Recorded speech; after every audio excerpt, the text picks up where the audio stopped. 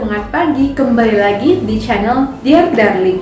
Bersama aku, Marcia Devana. Di video kali ini, aku akan bahas tentang tanda-tanda kamu sudah harus resign dan cari pekerjaan baru.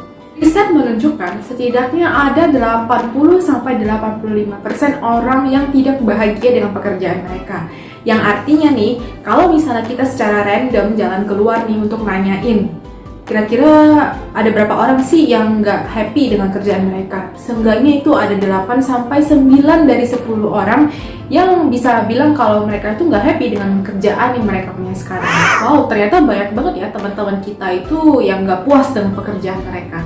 Di video kali ini, aku akan membahas setidaknya 9 tanda-tanda ketika kamu sudah harus resign, disertai dengan contoh-contoh real life situation yang sudah aku dapatkan dari teman-teman ataupun pengalaman pribadi aku sendiri. Sebelum aku mulai 9 tanda-tanda yang aku sebutkan tadi, jangan lupa untuk diklik tombol subscribe, tekan loncengnya, kasih jempolnya, dan tulis komennya. Tanda-tanda yang pertama, kamu sering mengeluh soal pekerjaan kamu.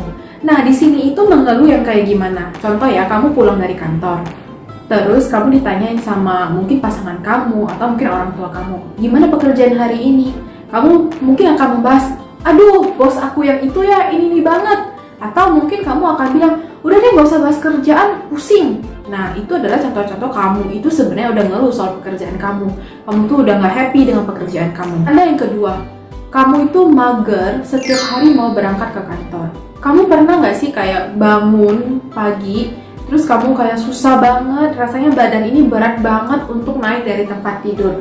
Hal pertama yang kamu pikirkan pada saat kamu membuka mata adalah, aduh, mau ke kantor lagi. Atau, aduh, Senin lagi, kapan ya weekend? Padahal kemarin itu kamu baru weekend sama teman kamu atau sama pacar atau sama pasangan kamu. Kamu udah pengen weekend lagi, padahal baru Senin. Nah, itu mungkin juga tanda-tanda kamu tuh udah gak seneng, udah gak puas dengan pekerjaan kamu. Nah, yang ketiga, di kantor kamu tuh jadi kurang produktif, jadi bosan, dan kamu itu kayak kehilangan passion. Nah, bosan dengan pekerjaan itu ciri-cirinya kayak gimana? Di kantor tuh kamu bosan, keseringan ngecekin HP, atau mungkin kamu sering nge-browsing topik-topik lain, artikel-artikel lain, kamu main games, atau nih kalau kamu lagi nonton video ini di jam kerja, nah itu juga salah satu tanda kamu itu udah harus resign. Yang keempat, kamu tahu kalau misalnya perusahaan tempat kamu bekerja saat ini sedang mengalami kondisi yang kurang baik, dan yang mungkin kedepannya itu akan berimplikasi kepada pembabatan karyawan. Gimana sih caranya kamu bisa tahu kalau perusahaan kamu itu sedang mengalami kondisi yang kurang baik? Nah, contohnya itu adalah ada beberapa divisi di company kamu yang mungkin sedang melakukan pengecilan struktur organisasi di salah satu divisi mereka. Misalnya kayak jumlah karyawannya jadi berkurang, atau mungkin mereka sedang mencari cara untuk mengurangi cost di dalam divisi mereka. Nah, misalnya nih, kamu tuh mencium kalau perusahaan kamu itu sedang dalam kondisi yang kurang baik, akan lebih baik kalau misalnya itu kamu resign dibanding nantinya malah kamu yang di layoff sama mereka. Karena kenapa? Karena akan lebih baik kalau misalnya ketika kamu interview di tempat kerja baru, kamu itu mengatakan kalau alasan kamu pindah itu adalah karena kamu ingin mencari opportunity baru atau alternatif yang lain gitu, daripada kamu harus ngomong ke mereka kalau kamu itu sebenarnya resign karena kamu itu di layoff atau dipecat dari tempat kerja kamu yang dulu. Yang kelima, kamu merasa kamu hopeless, kamu kurang motivasi, dan lama-lama kamu itu jadi consistently underperforming. Kamu tuh terus-terus underperform di tempat kerja kamu. Nah, di sini mungkin kamu bertanya, gimana sih caranya aku tahu kalau misalnya aku itu lagi kurang motivasi? Nah, kamu itu bisa ngebayangin ya, mungkin kamu akan ngerasa kamu tuh nggak bisa ngebayangin masa depan kamu di tempat kerja kamu yang sekarang itu bakalan seperti apa. Rasanya itu masa depan kamu di kantor ini seems so blur gitu, karena kamu udah nggak ada lagi vision ke depannya itu seperti apa. Kamu udah stuck, kamu udah hopeless karena kamu gak berkembang di tempat kerja kamu yang sekarang. Yang keenam, di tempat kerja kamu yang sekarang, kamu tidak diperlakukan sebagaimana seharusnya seorang manusia diperlakukan. Atau mungkin lingkungan kerja kamu itu sedang berada dalam lingkungan yang toksik. Contohnya tuh kayak gimana?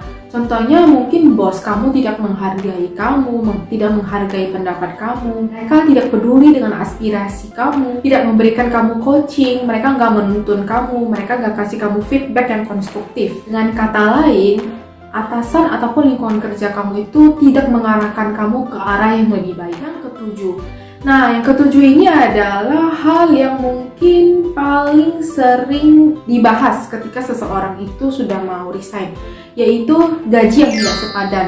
Nah, gaji yang tidak sepadan ini kita mungkin tahu ya, gimana caranya kita bisa mengukur kalau gaji itu nggak sepadan. Mungkin aja nih, kamu diberikan pekerjaan yang terlalu banyak, kamu overwhelming, mungkin kamu terus-terusan lembur, kamu banyak handle kerjaan ini dan itu, tapi ujung-ujungnya kamu itu tidak diberikan kenaikan gaji atau mungkin tidak ada promosi sehingga kamu itu nggak berkembang di sana. Nah, di sana adalah ketika kamu merasa gaji kamu itu tidak sepadan.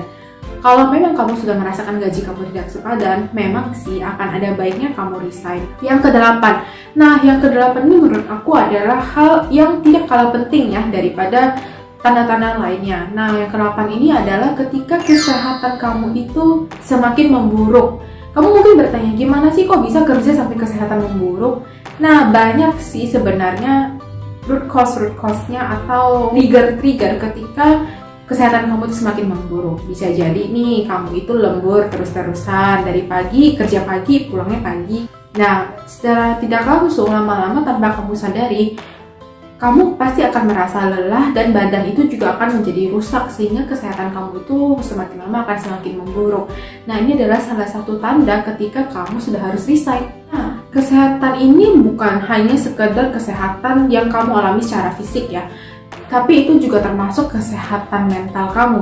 Kesehatan mental ini menurut aku kalau misalnya udah nggak sehat nih mentalnya ya, biasanya tuh kamu akan cenderung sering emosi, kamu tuh jadi jauh lebih sensitif dibanding biasanya. Nah, itu adalah tanda-tanda ketika kamu sudah harus resign karena kesehatan fisik dan mental kamu kian memburuk. Yang kesembilan yaitu tidak ada tantangan baru di tempat kerja kamu yang sekarang. Nah, sehingga lama-lama kamu tuh akan merasa bosan, kamu merasa kamu tidak berkembang. Rasanya setiap hari kamu mengerjakan hal yang sama berulang-ulang. Kalau menurut aku sih, kalau misalnya udah nggak ada tantangan baru di tempat kerja kamu, tapi di satu sisi, kamu kepengen banget berkembang dan menjadi lebih baik. Nah, kalau misalnya terjadi hal seperti ini di kamu, ada baiknya sih kamu komunikasikan dulu dengan atasan kamu. Kira-kira ada nggak sih tantangan baru yang bisa mereka berikan ke kamu? Nah, kalau misalnya kamu sudah coba sampaikan, tapi tidak kunjung diberikan tantangan baru, itu sudah saatnya kamu harus resign. Sekian tanda-tanda kamu sudah harus resign dan cari pekerjaan baru. Menurut kamu ada tanda-tanda apa lagi sih? Yuk komen di bawah. Sekian video hari ini. Jangan lupa klik subscribe, tekan loncengnya, kasih jempolnya, dan tulis komennya. Tetap semangat dan selalu bersyukur. Bye!